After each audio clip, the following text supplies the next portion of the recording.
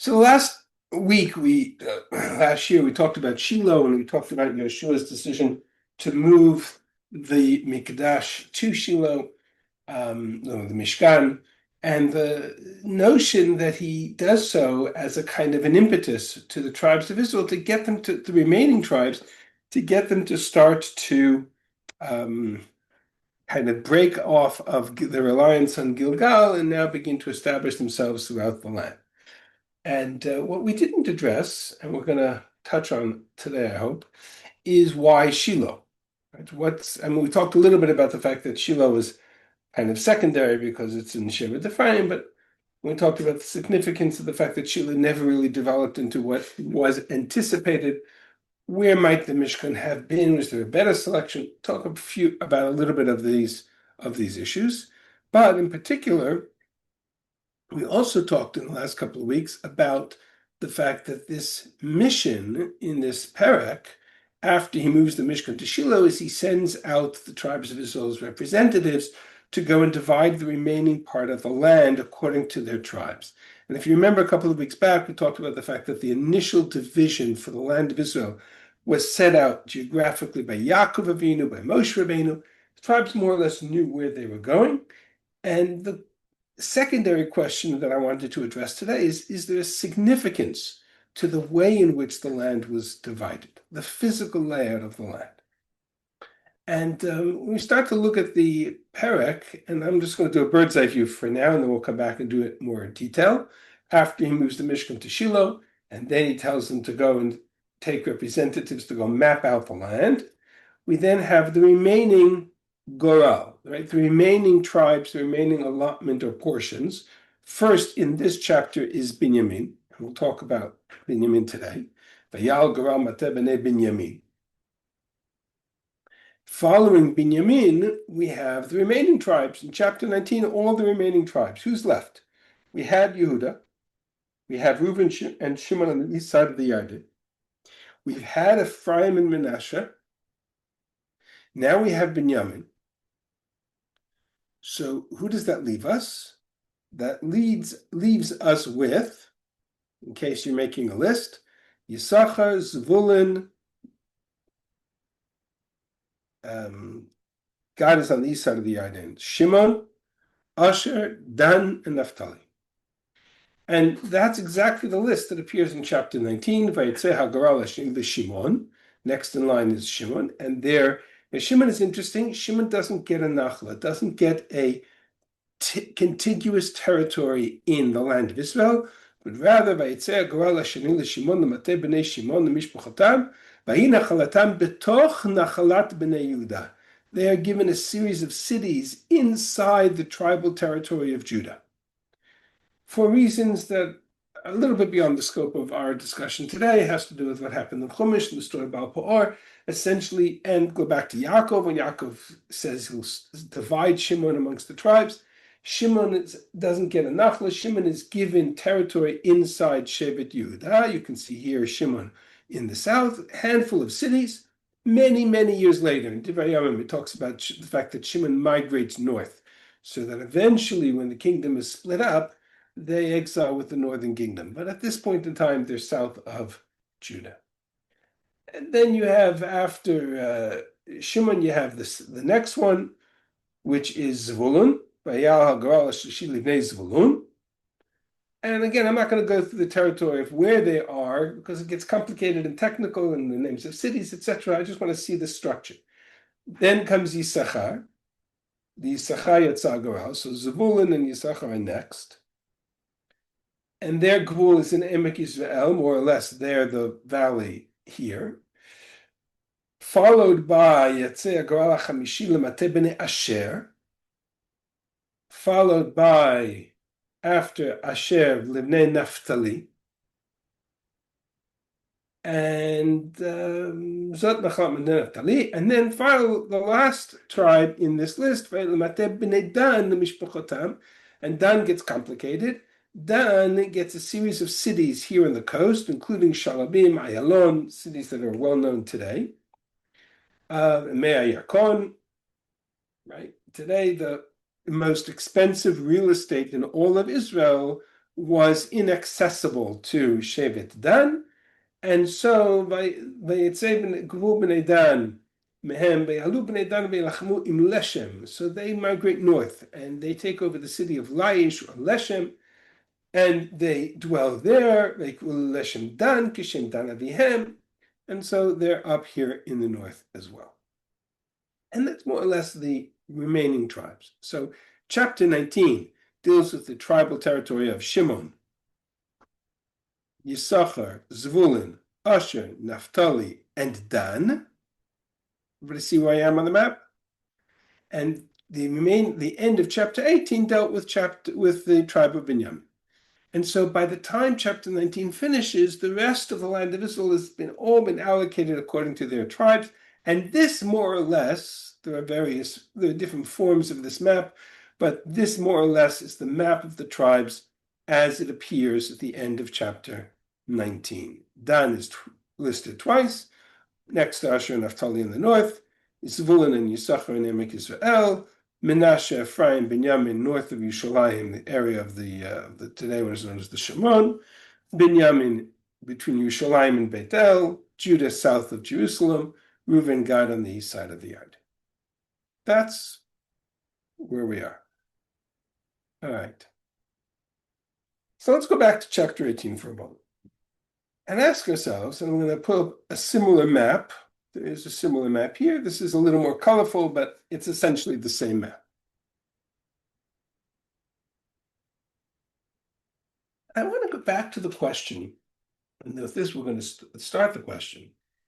What is the significance, assuming that this more or less map, without the specifics, without the borders, boundaries, cities, but the guidelines of this map were already set in place by Yaakov Avinu? What does that mean? What does that translate into? What is that? How do we process that? Is it random? I put Reuven and Gad here, and I put Ephraim there, and Menashe here, and Naphtali here, and it's just sort of random plop plop? Or is there some kind of significance, meaning to all of this, to the allocation of each tribe? And if we want to start looking at structure is hard because we're dealing with a lot of variables. There are 12 tribes. That's a lot of variables. But there is one place in Chumash where all the tribes and their locations, the geography, the orientation, and the whole structure of the people of Israel is defined, is outlined, is delineated in detail. And that is in the banners, the degalim, with which they marched through the desert. And the Chumash spends a lot of time at the beginning of Sefer Bamidbar, Perek Aleph, Perek Bet, Perek Gimel, spends a lot of time structuring the camp of Israel.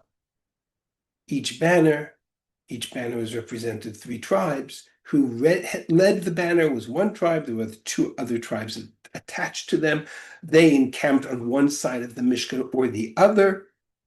They traveled that way. They encamped that way. There's a lot of discussion around the structure of the camp of Israel. And so what I want to do today, this afternoon, this morning, whatever time zone you're in, my goal for today is to understand the structure of the Galim, the banners, as it was in the Midbar, and then to address the question, what happened when they came into the land of Israel? Was some manifestation or aspect of that structure preserved when they entered the land?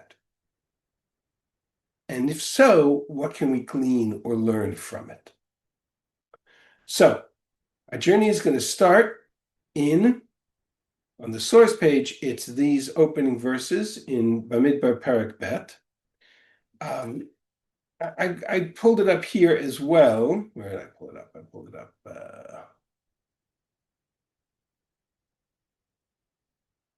I pulled it up here as well, but it's easier to see structure when I can play with the text a little bit. So what you have here is essentially the psukim from Bamidbar Perek Bet, from Pasuk Bet through Pasuk Chavtet, but only the relevant information. I've left out the numbers. Numbers are not a subject for today. I've left out the names of the Nisim of the heads of each tribe, which also appears there. If you go back to the text originally, you'll see that there's a list. It says these are the banners of Israel, the globe, tot levet avotam, according to their households. They'll encamp around the Oel Moed. They encamp Saviv Oel Moed, and there was a encampment, a degel, a machana on the east side, degel machana Yehuda. And their Nasi, their tribe, their head was Nachshon ben Aminadav, and their numbers were such, and with them was X, and with them was Y, and their numbers, and then we have a summary of numbers. This is a very technical, census-oriented chapter. I want to distill out of it the relevant information. So in the source page I've given you, more or less, the relevant information. The first thing we need to recognize is that there are 4 banners. There are 4 sides of the Mishkan. They are encamping around the Mishkan, Saviv L'Oel Moed, and on each side, Mizrach, Temana. Temana is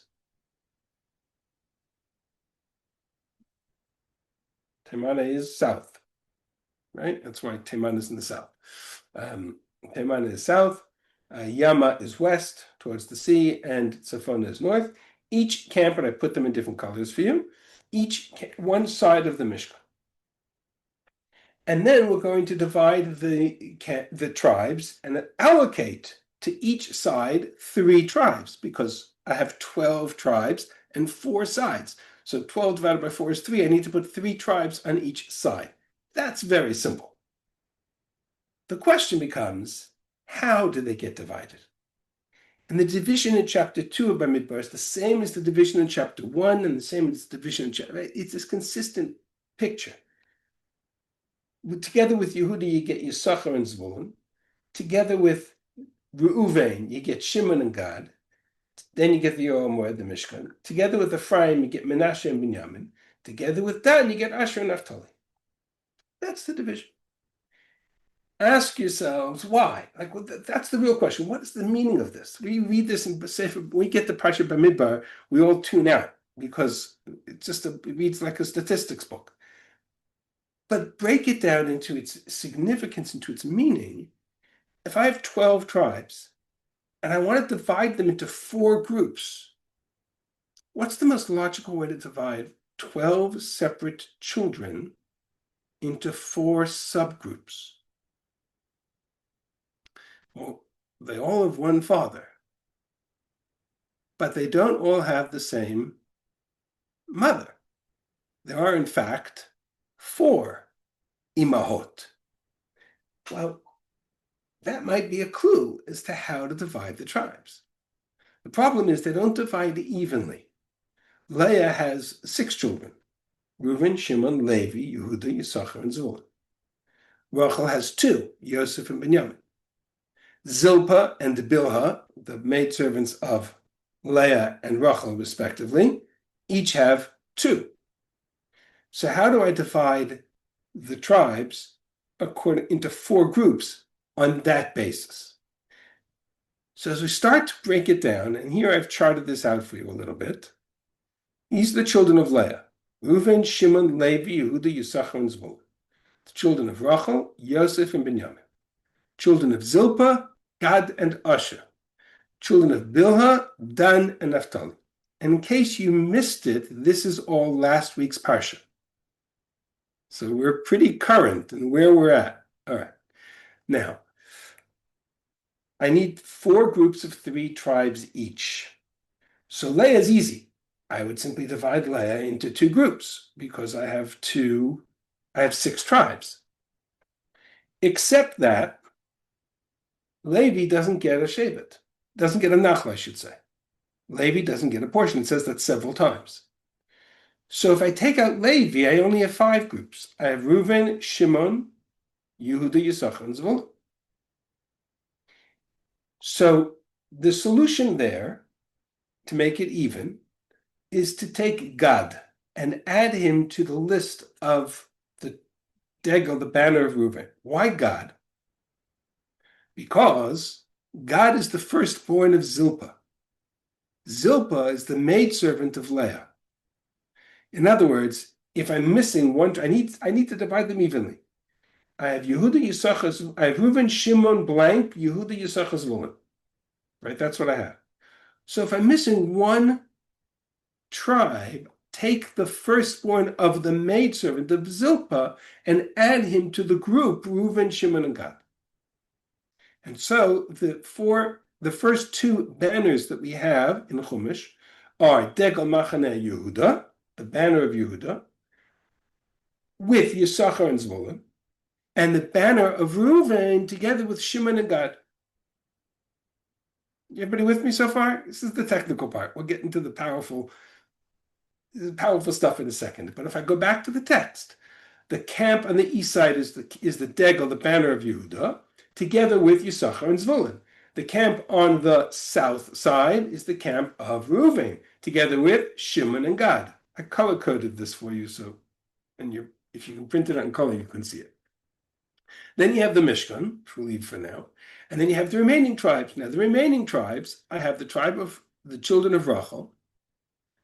Rachel only has two, Yosef and Binyamin. But Yaakov promised Yosef that he would get the firstborn portion, the double portion of the Bechor. And so Ephraim and Menashe, Reuven and Shimon Yuli, he gets two tribes equal to Reuven and Shimon. Hence, the children of Rachel become an entire Degel, Ephraim, Menashe, and Binyamin. And who carries the banner? Go back to the story of Yaakov switching his hands around. The one who carries the banner is not Menashe, but Ephraim. So far, everybody with me?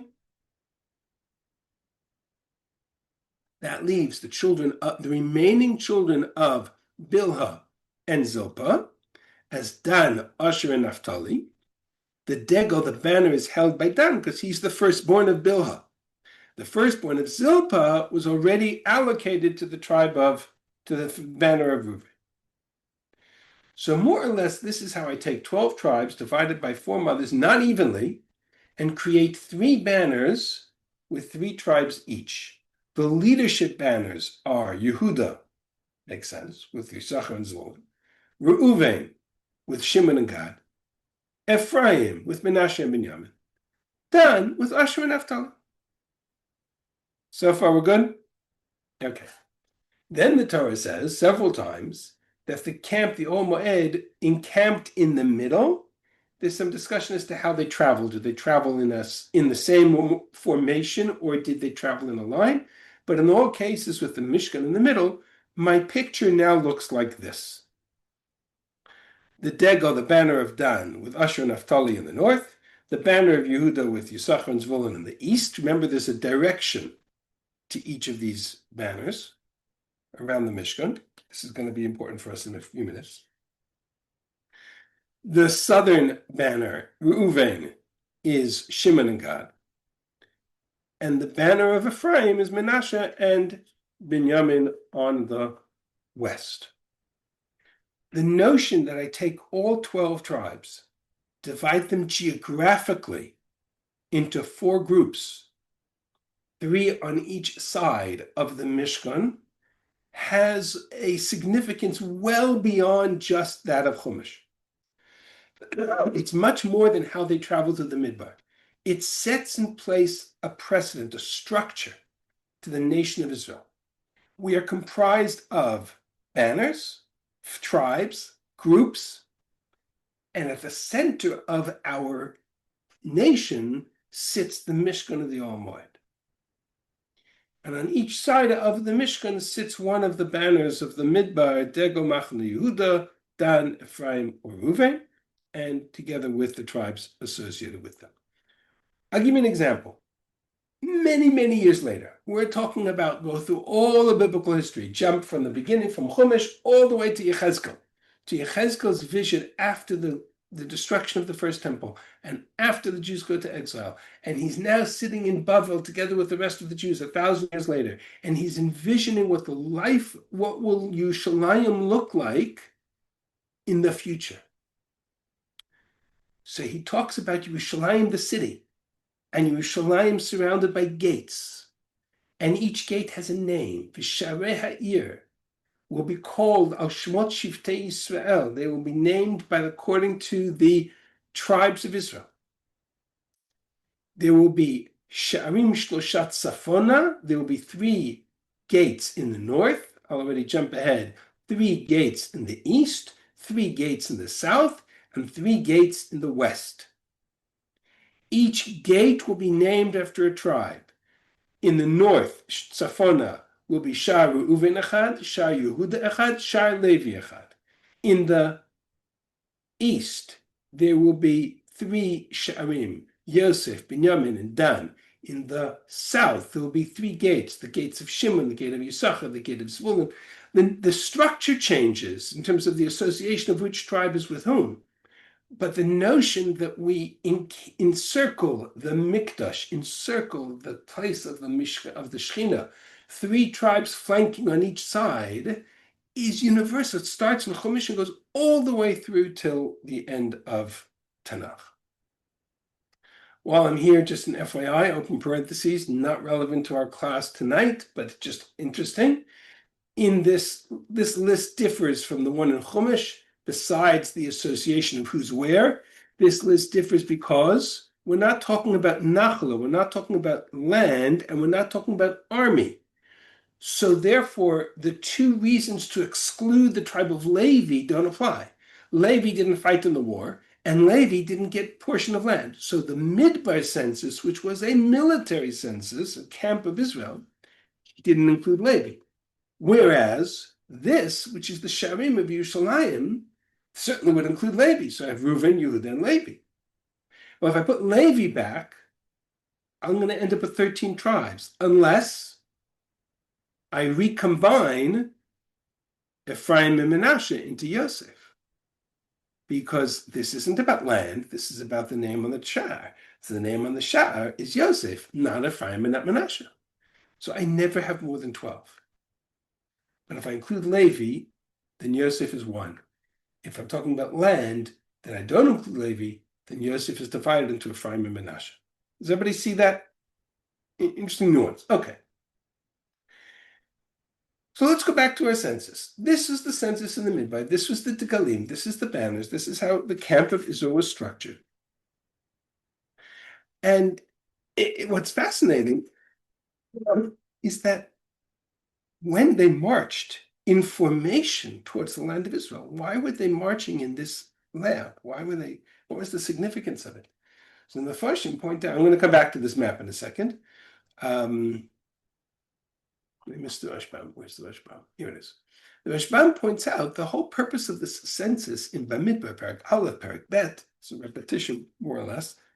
He says, Lefi Shemeata Suchim Lelechat Le'eretz Yisrael. They are on a journey to the land of Israel. That's where they're going. And on a journey to the land of Israel, B'nai Yisraelim Ru'im Letzet B'Tzavah. The census in the desert was from 20 years and up, 20 years old and up. Kol Yotzei Tzavah B'Yisrael, those who were enlisted. In Tanakh terms, the enlistment age was 20. Sharei B'Esrim B'Chodesh Hasheni Hazeh Na'ala Anan, in the 20th of Iyar, this month, in the beginning of Bamidbar, the Anan, the cloud, will lift itself up off the Mishkan, as it says in Parshas Baloscha. And the Torah there says, Nosim Anachnu Al HaMakom, we're heading to the land of Israel. Therefore, God called them to count them and to establish banners and to establish units and battalions. This is a military census because it's a military structure. They are marching as an army to the land of Israel. And that's how they are assigned their command units and structure. Each banner represents the leadership tribe and the tribes that were associated or connected with them. The question that I want to pose, and this really is the key to the whole question, this is how they encamped in the desert.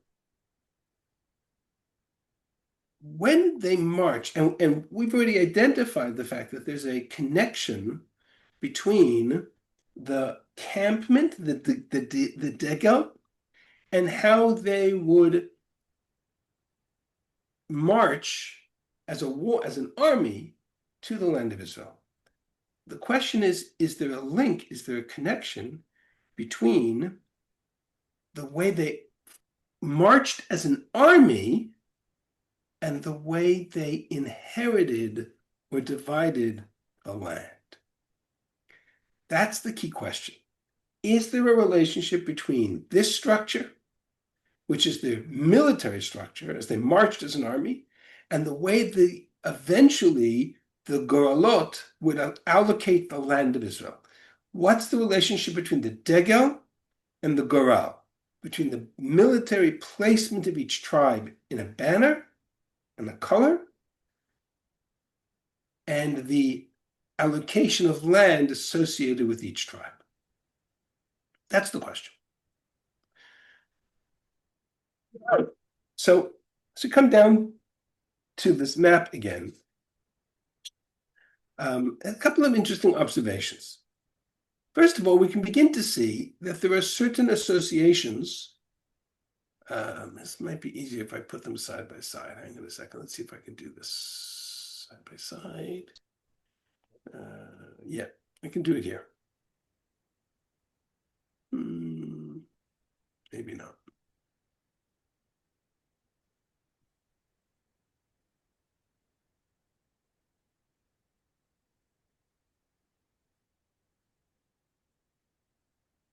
Can you see both windows? Or you only see one window still? Here.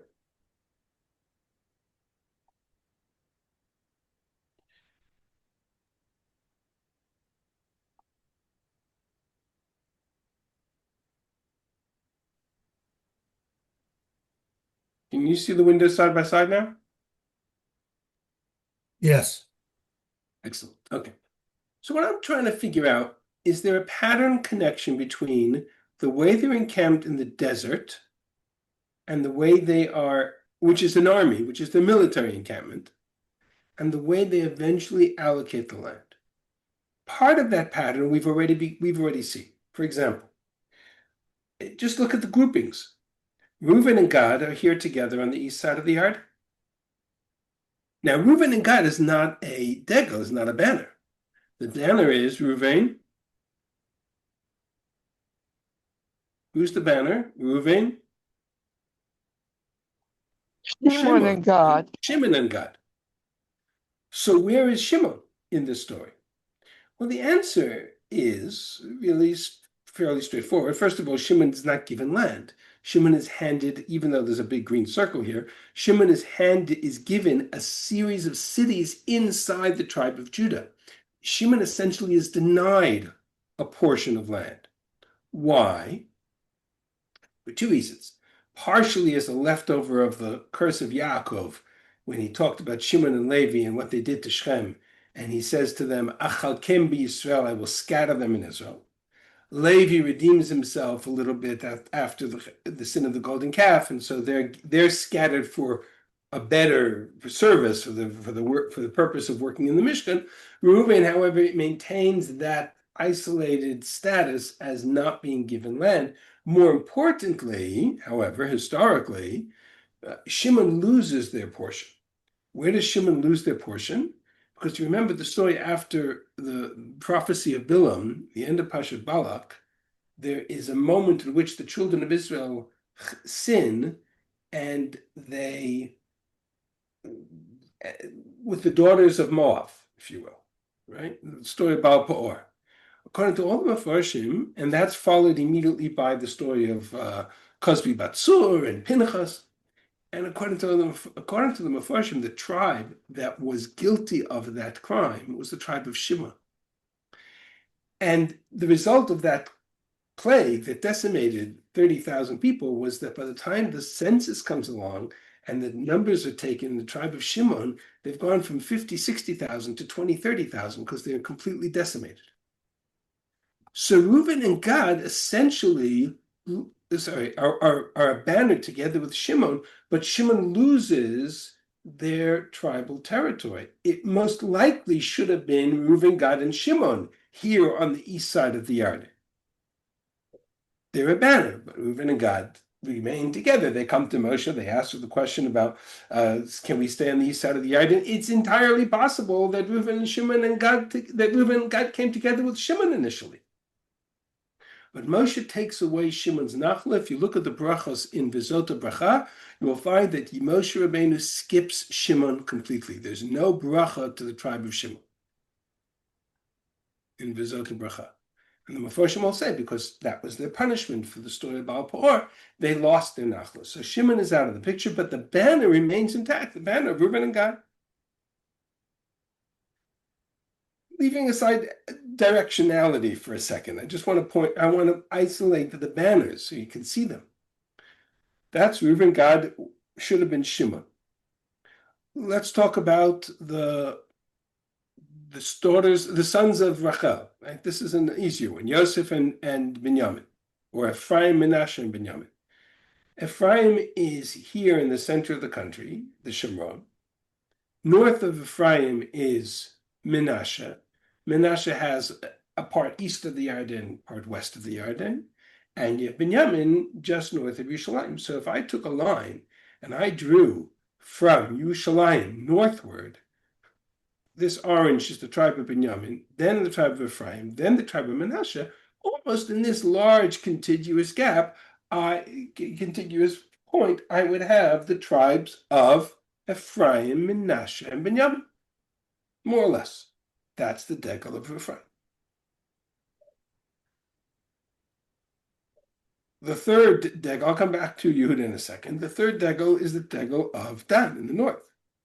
Dan is the tribe of the groups of Dan, Asher, and Naphtali. Now, it happens to be that Asher and Naphtali are also here together in the north. Dan is here on the coast, but Dan doesn't stay on the coast very long because they can't deal with the Canaanites. So very quickly, even already Moshe's perception of this problem, Moshe gives Dan its tribal territory in the Bashan, he's a Nekman of Bashan, which would put Dan in the north, again, contiguous with Asher and Naphtali, which is the banner of Degel Machane Dan, Asher and Naphtali. In other words, if I start to look at the map of Israel by tribes, and I kind of take a step back and I use a little bit of creative lens, I can see the banners. I can see the groupings. Reuven, Shimon, and Gad. Shimon's out of the picture. Okay, so he's over here, but Reuven and Gad are together. Yosef and Binyamin, Ephraim, and Asher, Binyamin are in the middle. Dan, Asher, and Naphtali are in the north. The one that's the biggest challenge for us is Yehuda, because Yehuda goes together with Yisachar and Zvulun. Yehuda here is everything south of Yerushalayim, more or less, is everything that's in the land of Israel that is south of Yerushalayim belongs to Shevet Yehuda, with a handful of cities belonging to Shimon. And Yisachar and Zvulun are here in the north of Menashe, here in Emek Yisrael and the southern Galil Tachton, the lower Galilee. So what happened to Yehuda's banner? Why is it separated? That's all the other banners are contiguous, and Yehuda's banner is separated. I don't have really I have a better answer than I'm going to give you right now, but the simplest answer is that you kind of have to allocate according to size. Yehuda's much bigger, so they're in the south. Yisachar and Zvulun are smaller, they're in the north. But I think there's a more significant piece of it. For much of biblical history, and we're not going to get into the why and wherefore right now, but for much of early biblical history, certainly the book of Shoftim, and the book of Shmuel, and for sure the book of Malach. For a good chunk of biblical history, the tribe of Judah stands by themselves. They really did not, other than the short period of time when David united the kingdom together, but throughout the time of Shaul, you had the Shaul from Shevet Binyamin, and you had Yehuda, David leading Shevet Yehuda. You had Shaul from Binyamin. You had, after Shlomo Melech, you have Rechavam, and then you have the split of the kingdom of Yeravam, who's from Shevet Ephraim. Binyamin stays with the south, the northern kingdom splits off. Even in early years, even in Shevet Shoftim, before there's a king, They would get together to go to war, and there would be a battle, and there would be a census, and they would say, okay, who's here from the army? And there would be such and such numbers from the tribes of Israel, and such numbers from the tribe of Judah. I can show you so many times, Pelagish Begiva and Yiftach and other places. Shevet Judah was counted by themselves. So for whatever reason, Yehuda stands by themselves, separated from the rest of the tribes, separated certainly from the rest of his banner, Yisachar and Zvulun. I'm not crazy about it, but that's a reality. And Yehuda is south of Yerushalayim, and Yisachar and Zvulun are in Emek Israel. That's what I would call the simple answer. I think there's a more sophisticated answer to this question I'll share with you in a moment. So more or less, I have banners in the desert that correspond to the groupings of tribes in the land of Israel. With the exception of Judah that gets split, I have Reuben and Gad here. I have Ephraim, Menashe, and Binyamin in the middle. I have Asher, Naphtali, and Dan in the north. And then I have Yehuda, Sachar. The locations change. All right, east-west, the directionality changes. And that's something we'll have to address maybe. But this connection, does everybody see that what I'm trying to do? Suggests that there's a parallel or connection between the physical way in which the tribes are allocated their portions in the land of Israel, the map of Israel, and the banners with which they marched as an army, as a nation, as a people through the desert. Okay. I think it goes even further. And if I start to look, I'm going to actually close this map. I'll come back to it. Okay. And this is a fascinating medrash, which I'm not going to read right now. I encourage you to read it on your own. It's a description of what the degel represented philosophically. There's a notion that the degel, the banner, was a structure that the angels had around the throne of God, and the Bnei Israel and Ma'amad HaSinai, they were so jealous of that structure that they desired the gula, they wanted that banner, that structure. I think that there's a lot of depth to this medrash in terms of what the banners represented, the role of structure in life, and the desire to have that structure. But the simplest explanation is that the structure surrounded the Shekhinah. The degel, the banners of the angels, was around the throne of God, and as Bnei Yisrael encamped around Har Sinai, b'sha'ah shenigla Kadosh Baruch Hu al Har Sinai, the angels came down with God on Har Sinai. That's when they looked up. That's when they desired to have this kind of structure. And the structure was set out not just as a military structure, but as the Ohel Moed in the middle. Right? The central core of this message was that the Galim, the banners, divided up amongst four groups surrounding a central core. What was at the central core? At Har Sinai, it was Har Sinai, the Shekhinah, and throughout the desert, it was the tent, the Mishkan, the Ohel Moed. They encamped around the Ohel Moed. They traveled around the Ohel Moed. You can't separate the significance of the degel, of the banner, from, it's not just a banner of this tribe, it's a banner of this tribe that sat on the east side of the Mishkan, or the north side of the Mishkan. Their center of gravity, their anchor point for the camp of Israel is always the Mishkan, the Shekhinah in their midst. They were two groups of 6, which make them two kosher insects with 6 legs.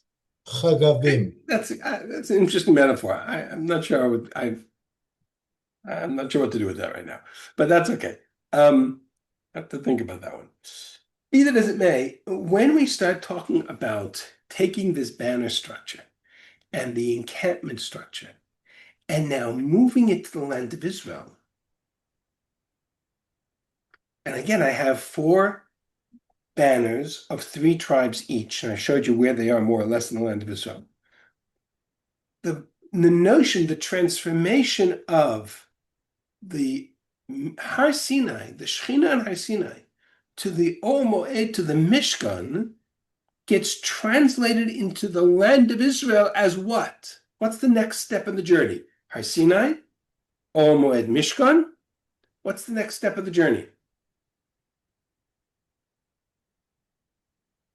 Rabbi. So we call it Rabbi, but the Torah doesn't call it Rabbi. What does the Torah call it? Right? The Torah doesn't even call it a Beit HaMikdash. What does the Torah call that third step of the journey? Makom Asher Yivchar Hashem. Makom Asher Yivchar Hashem. Exactly right. Now go to the pasuk that says the first place it's referenced, which is in Parshat Re'eh, Ki im al makom asher yivchar Hashem Elokechem mikol shiftechem lasum et shmo sham. God will choose a place amongst all your tribes to place His name there, to place the Shechina there, L'shichnot tidreshu uvat hashama. There you will seek the Shechina, there you will seek His presence. And so when we start to consider this structure, the question becomes, from the Torah perspective, I'm not talking about how history played it out. From the Torah perspective, you come into the land of Israel, here's the land, here's the tribes as they are encamped, as they're placed in the land. Where is this Makom Asher Yivchar Hashem going to be? Where is the place that God will choose from amongst your tribes? And notice the phrase, Makom Asher Yivchar Hashem, in most places it just says place that God will choose to place His name. Makom Asher Yivchar Hashem L'sheken Shmo Sham. But the very first time it's referenced, the pasuk says, Makom Asher Yivchar Hashem Mikol Shiftechem.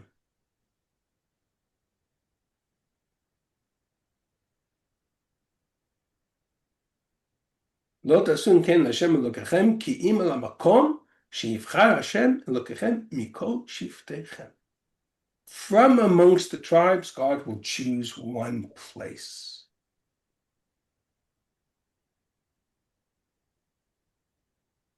God is going to choose one city out of all the tribes. Why does it say one place out of all the tribes? Why not just say one place out of all the land? Makom Asher Yivchar Hashem mikol haaretz. Why am Makom Asher Yivchar Hashem mikol shiftechem?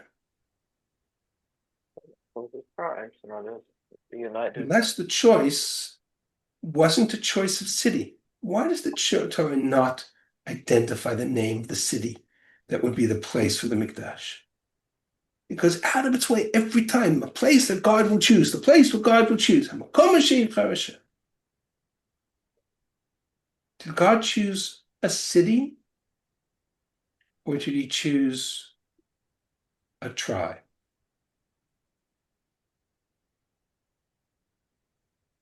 I'm going to put that out there for a second. Are we talking about a city, or are we talking about the choosing of a tribe? Okay, I'll leave that as an open question. Can I make an observation? Yes.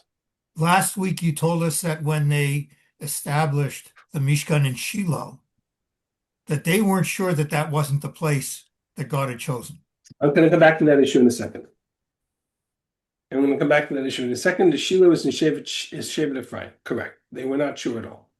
And there's good reason. I'm going to come back to that issue in a second. Let's jump to the text in Perek Yudchet. Okay? And I'll show you why in a moment. This is the continuation. This is what I call the Perek. I've nicknamed this Perek the Shiloh plan. Right? This is when they moved the Mishkan to Shiloh. Then they set the tribes on their mission to go and divide up the land. And the first tribe who's new in this part 2 of the tribal allocation, the first tribe to receive their land is Binyamin. Okay.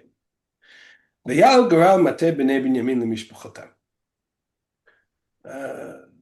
Okay, let's do this. V'yal garal mateh b'nei Binyamin. The tribe of Binyamin, according to their households. Vayetze gvul goralam ben bnei Yehuda ben bnei Yosef. Their tribal territory ends up being squeezed between Judah in the south and bnei Yosef, Ephraim and Manasseh to their north. Odd description, but so be it.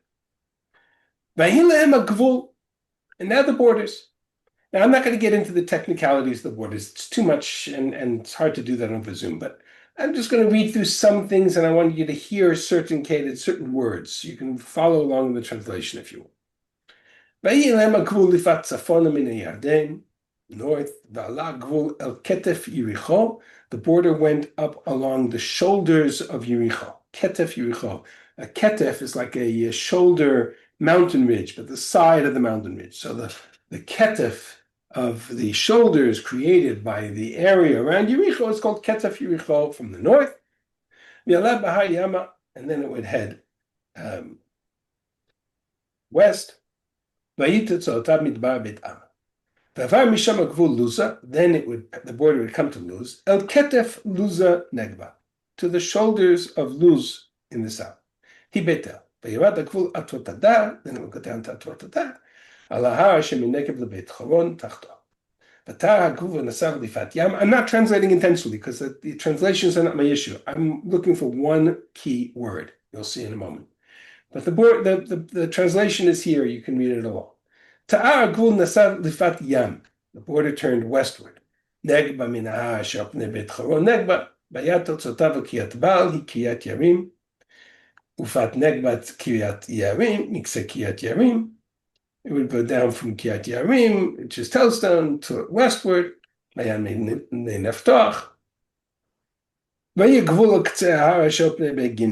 would then head south into the area valley of Begeninom, which is, of course, today Yerushalayim. Asher be'emek Rafa'im tzafona, we all know where Emek Rafa'im is. V'yarad ge inom el ketef ayevusi negba. And from the valley of Begeninom, it would head down to the ketef, to the outward, to the ridge of the Jebusites in the south. In Shemesh,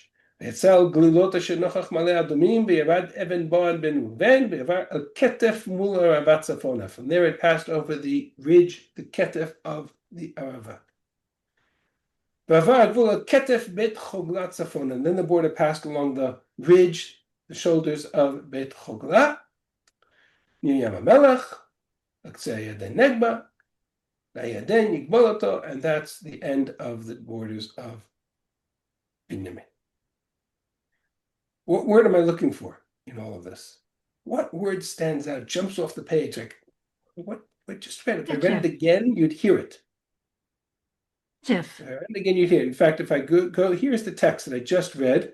I cheated already. I gave you the word. Right, here's the word here's the text that I just read. Ketef, ketef, ketef. Ketef, ketef, ketef, ketef, ketef. 5 times. And there's another 3 references to the word ketef, which I didn't give you, but appears in chapter 15 of the northern border of Shevet Yehuda. The tribe that borders with Binyamin is also described in terms of the ketef, the northern borders of Ketef Yevusi, Ketef Yerushalayim. This is a map of the tribal territory of Binyamin. Everybody see that? Here's Ephraim to the north, Yehuda to the south. Emek Ephraim here in the south. Yerushalayim is the southern tip, borders between Yerushalayim in the south and Binyamin in the middle. The way the Torah describes it, Binyamin sits inside a region surrounded by mountain ridges. Ketef Yevusi in the south, Ketef Har Yarim in the west, Ketef Luza in the north, Ketef Beit Chogla, Ketef Mul Arava, Ketef Yericho in the east. Does everybody see that? I highlight the shoulders, I highlight the Ketefayim, these mountain ridges, Ketef, which is shoulders, and I end up with this picture of Binyamin sitting inside low ground surrounded by these mountain ridges on all sides. Ketef Yericho, Ketef Luz, Ketef Yevusi, Ketef Mul Arava, Ketef Beit Chogla. Why does it matter? It's defense. Maybe it could be purely strategic. It's entirely possible.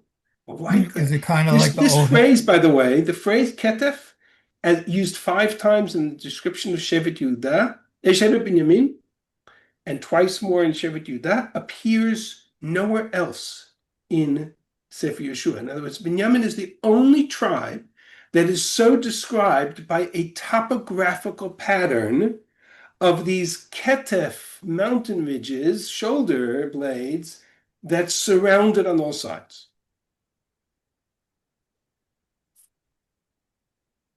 Okay. Is it kind of like the banners surrounding the Ohel Moed? Well, hang on a second before we get there. Here is Devarim, Perek, Lamed Gimel. Yaakov, Moshe's bracha to the tribes. And in Moshe's bracha to the tribes, he has a different bracha. Every tribe gets a different bracha. And well, that's the geographical in nature. We talked about that in the past. I want to look at the bracha to Binyamin. The Binyamin Amar. Of Binyamin, God said, Yedid Hashem. Binyamin is described as Yedid Hashem, beloved of God. What does beloved of God mean? All the tribes are beloved of God. The children of Israel are beloved of God. Binyamin is Yedid Hashem. You know who else is called Yedid Hashem? Shlomo. Shlomo HaMelech. Mhm. Right? Shlomo of different tribes, Shevet Yehuda. Why is Shlomo called Yedid Hashem? Pretty born. Because it was at that moment that Shlomo was born and that his father called him Shlomo, the Navi calls him Yedid Hashem or Yedidyah, because it was a reflection of God's choice that Shlomo would be the heir to David's throne. Yedid Hashem is another way of saying Ahuv Hashem, beloved of God, and Ahava, when it comes to God, is a function of choice. God loves us means he chose us. Isn't Yedidia also a name of Moshe Rabbeinu? Victor is the name of Moshe Rabbeinu. Yedidia is the name of Shlomo Malach. It could be that he's also called in the Medrash, I don't remember, but Yedidia in the text is Shlomo. But it's because it's a reflection of the notion of being chosen for a purpose. So Binyamin Amar Yedid Hashem, beloved of God, meaning chosen of God. Yishkon levetach alav. God will dwell amongst him securely. Chofef alav kol hayom. Hover over him all day long. Does that not describe what? Lena. The Shekhinah. Right? That is exactly the description of what I said before when I described the notion that God will choose Yivchar, not just a place, but a shevet. Himakom mikol shiftechem means a shevet mikol shiftechem. Amongst your tribes, one tribe will be chosen to be the tribe of the Shekhinah, to be the tribe in which the Shekhinah will dwell, Shekhinah will rest, and that will be the place of the Mishkan, Mikdash, whatever you want to call it. Who is chosen from amongst the tribes for that purpose? If you read the bracha of Yaakov, of Moshe, it's clear. The chosen tribe in that regard for the purpose of the Shekhinah is Binyamin. Yedid Hashem. Yishkon levetach alav. Chofef alav kol hayom. And here's the clincher. Uven ktefav shachen. He will dwell between his shoulders. And the Mefarshim go to town. They don't know what to do with this word. What does it mean he'll dwell between his shoulders? So some of them came along with the idea that Ben Ktefav Shechen means exactly what I just described here. That Binyamin is chosen as the Shevet to house the Shekhinah, Ben Ktefav, between all the Ktefayim of Binyamin. This is the place where the Shekhinah will dwell. In other words, Binyamin is chosen as the tribe of the Shekhinah. Binyamin replaces the Ohel Moed. He replaces the Mikdash. In his tribal territory will be the place of the Mishkan. Yerushalayim is in Shevet Binyamin. Giv'on is in Shevet Binyamin. Gilgal is in Shevet Binyamin. Nov is in Shevet Binyamin. The only place that's not in Shevet Binyamin is Shiloh. Shiloh. And we talked last week about the fact that they couldn't get to Binyamin because Binyamin hadn't yet been conquered. So they had no choice. They went to Ephraim. But Chazal very quickly point out, that's another one of the source pages, the sources I gave you, I think, that in order to resolve the problem of Binyamin not being of the Mishkan not being in Binyamin but being in Ephraim, came up with a very creative solution. They had to place Shiloh as a kind of a geographic, what's the term for it? A diplomatic, sort of independent territory that belongs to a different country, like consulates. There's a term for it. Extraterritoriality. Thank you very much. Thank you. I appreciate that extraterritoriality. This Shiloh now belongs to Binyamin. It might be in the midst of Ephraim, but because by definition the Shekhinah can only be in the Shevet of Binyamin, if it's physically in Shevet of Ephraim, we have to take Shiloh and hand it to Binyamin. So it was placed in Ephraim technically for reasons that are beyond the scope of right. They hadn't been to Binyamin yet. They couldn't get there. And Yehoshua was forced to break up camp at Gilgal. But they identified it as belonging to Binyamin because Binyamin is the tribe of the Shulman. Now, in the 2 minutes I have remaining, I want to show you something very interesting. I asked the question before of, let's go back to that map. Where's that map? I haven't got my map.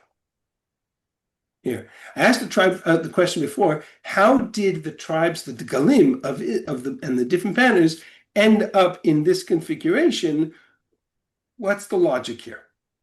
So the truth is that if you look carefully at the tribe of Binyamin and assume for the moment that the tribe of Binyamin now replaces the function of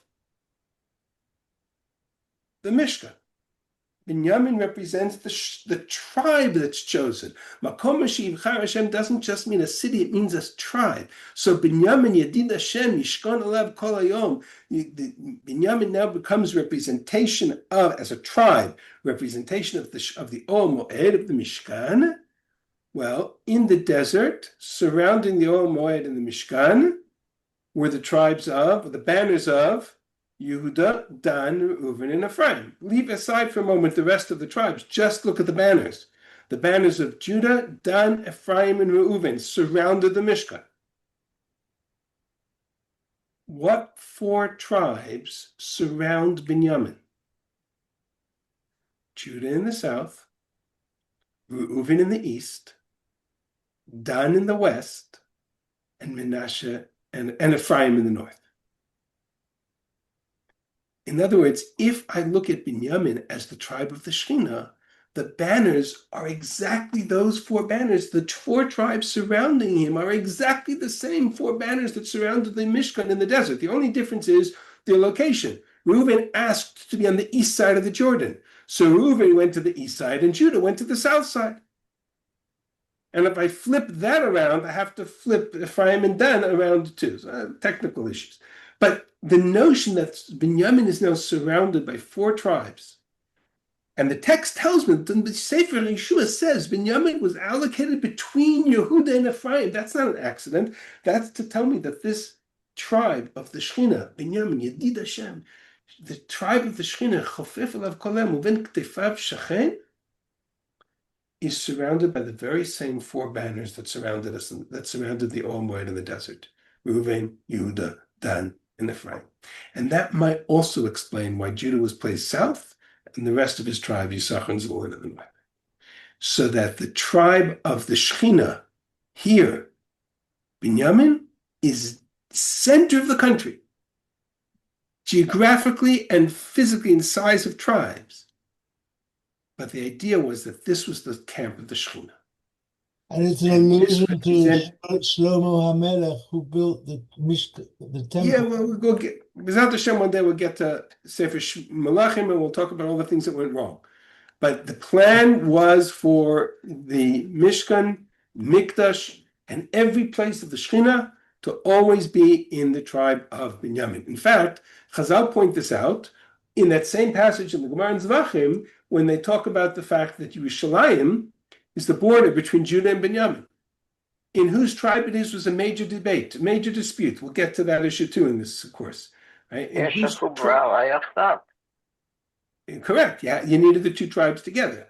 So the Gemara says that even though Yerushalayim, the capital, the political capital, was in the tribe of Judah, but the Mizbeach representing the Shekhinah was in the tribe of Binyamin. And